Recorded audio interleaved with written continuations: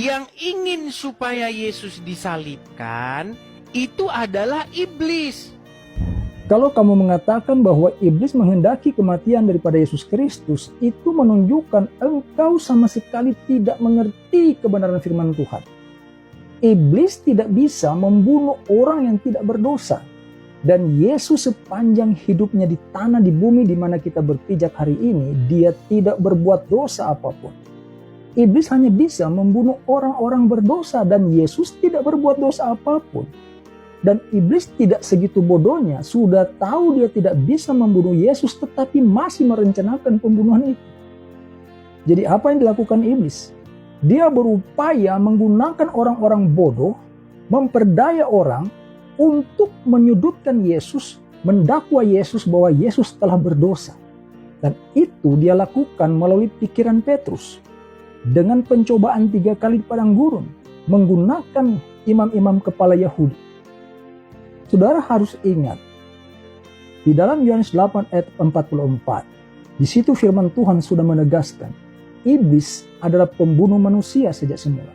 Sehingga mustahil iblis mempunyai peran sehingga terjadi keselamatan di dalam diri Yesus Kristus lewat kematian di kayu salib.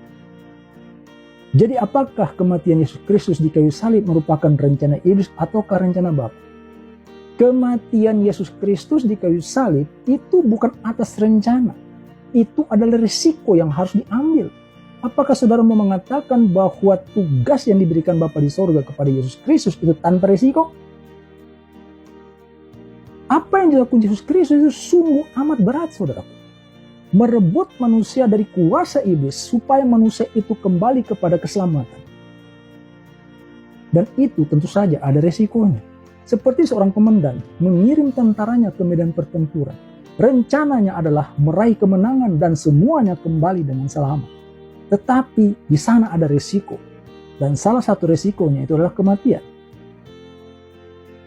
Itulah sebabnya Yesus suatu ketika mengatakan, sekiranya mungkin biarlah cawan ini lalu daripada hadapan.